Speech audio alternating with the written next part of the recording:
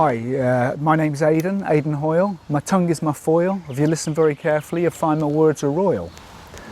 I'm a sax player. I do some acting, voiceovers. I originally come from England.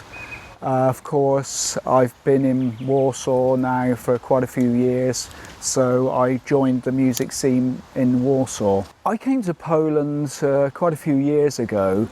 I was playing in England and London, and I then decided to come to Poland because my wife is Polish, and there was this was the time when the Berlin Wall had come down and opportunities were starting in Poland.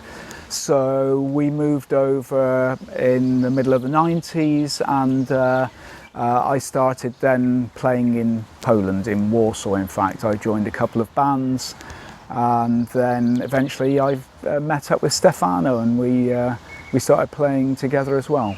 I played in a lot of bands, so the full list would take quite a long time. I started in the West Country. I then joined a punk band in Birmingham. They were split up from the Killjoys.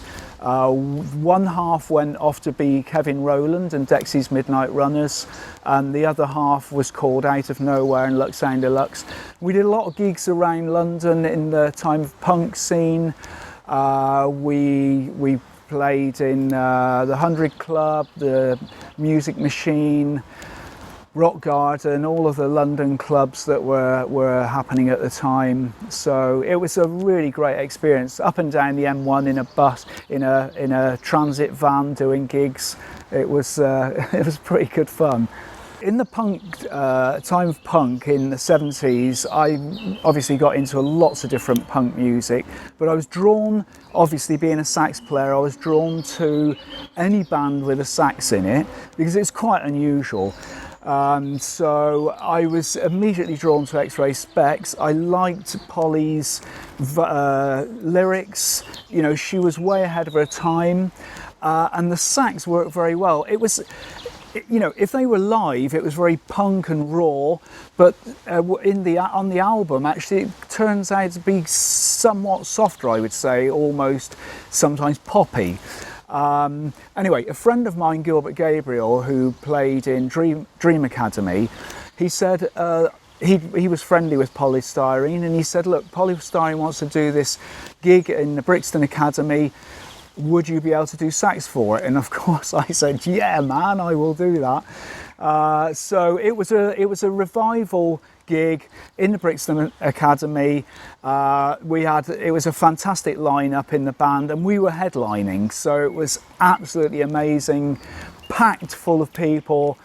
There were all sorts of, there was UK subs, London, and about another 6 or 7 punk bands supporting. I played in a couple of bands in Warsaw, and you know, you're experimenting with this type of music, that type of music. And when I met Stefano doing some jam sessions, I really liked the way he fitted in with the jam, and the way he sang.